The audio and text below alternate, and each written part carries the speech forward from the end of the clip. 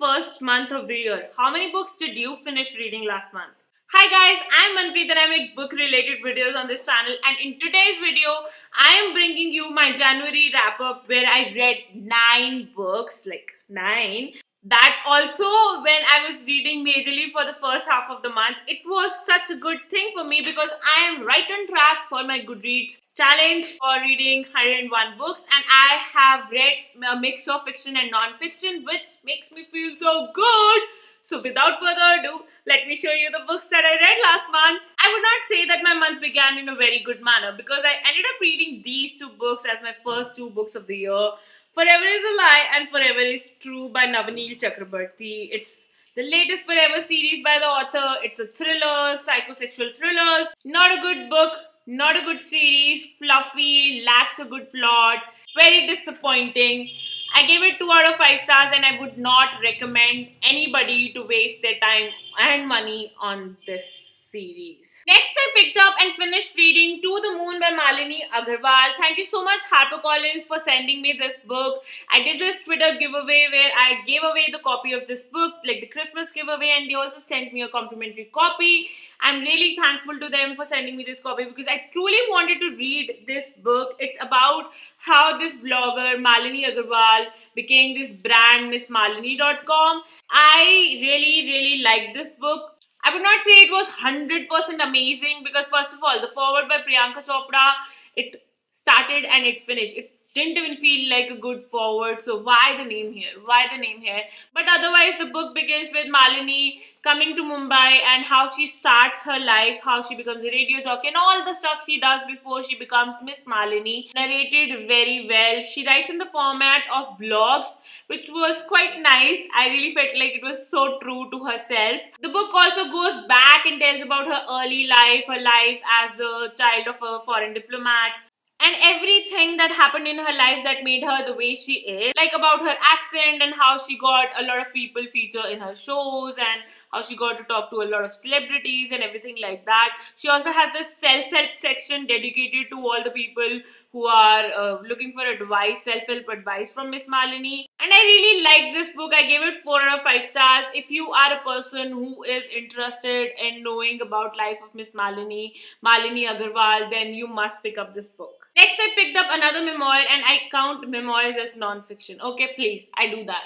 Now, this is The Perils of Being Moderately Famous by Soha Ali Khan. Now, Soha Ali Khan is a princess and she is surrounded by a lot of famous people, right from Rabindranath Tagore to Sharmila Tagore to her brother and to her sister-in-law. All of the people around her are so famous, and she tells you in her very amazing voice about the perils of being moderately famous. I think it was a very quick and very enjoyable read. I really loved how she says things. Like, she has this voice of a writer which I would love to read again and again because I know whatever she says, she will say it in a very nice manner and make it 100 times more interesting than what it really is. But at the same time, it was really good to know about, who the whole Patodi family and everything about her, and her as an actress, a very bright actress who is so well educated, and everything about it I really loved reading. And long story short, I really loved reading this book. It's a must read. If you are into celebrity memoirs,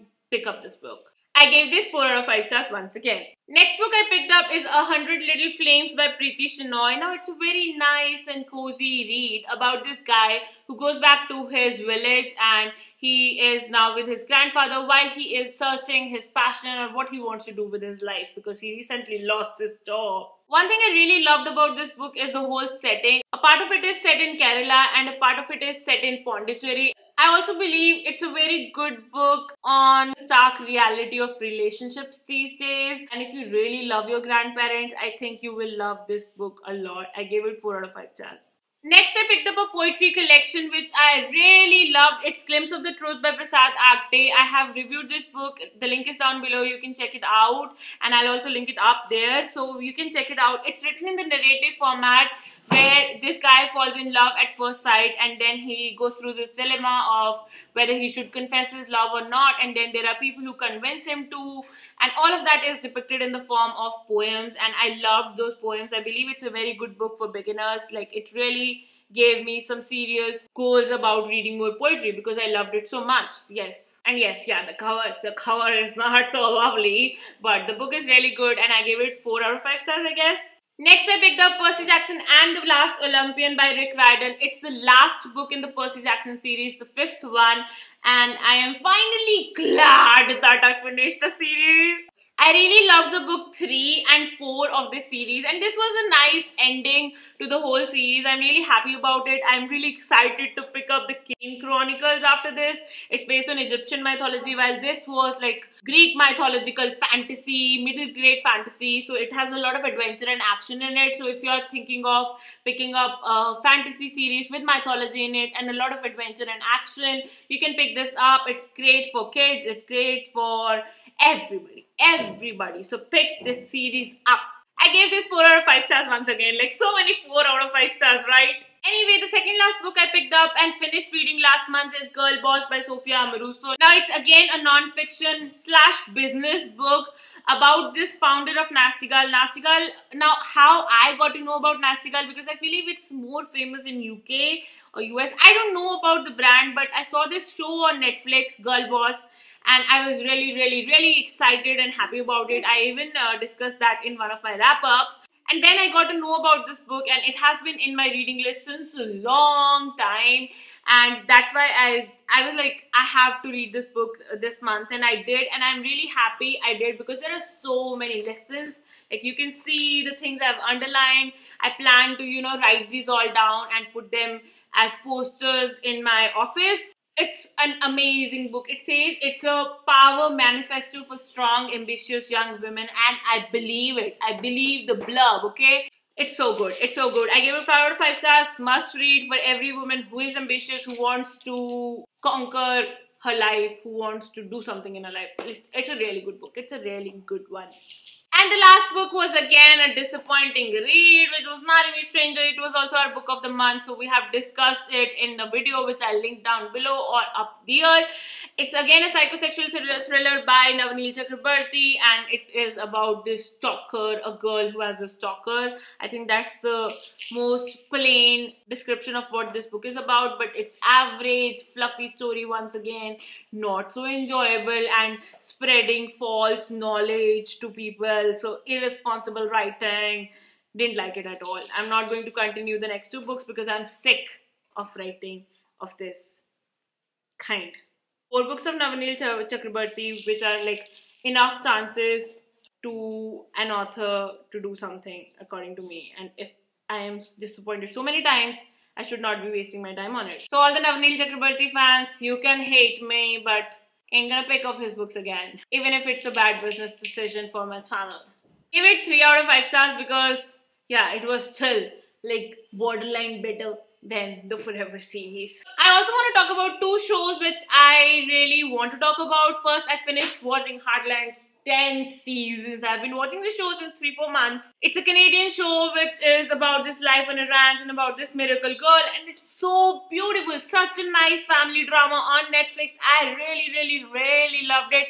So if you haven't checked it out, if you are a person who loves this countryside vibe and all the horses and stuff, you have to watch this show, and I'm so sad.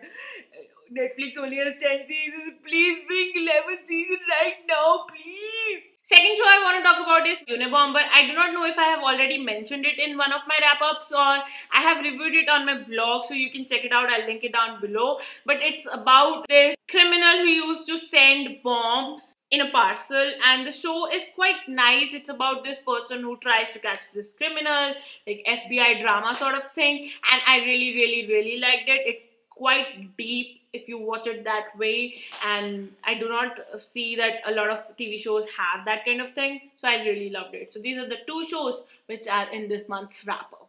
So yes guys, these are all the books that I read in January 2018. I'm really happy about my reading because it's a good mix of non-fictions, like cheating non-fiction and fiction, and I also introduced some poetry in it. Like I really love this pile. Like I am happy I picked these kind of different genres and this kind of variety for this month, and I'm really hopeful I continue this trend next month as well. Thank you so much for watching this.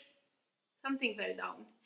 this video. This might be signing off. I'll be back with another video very soon. But before you go, if you like this video, hit a thumbs up. Tell me about the books you read last month.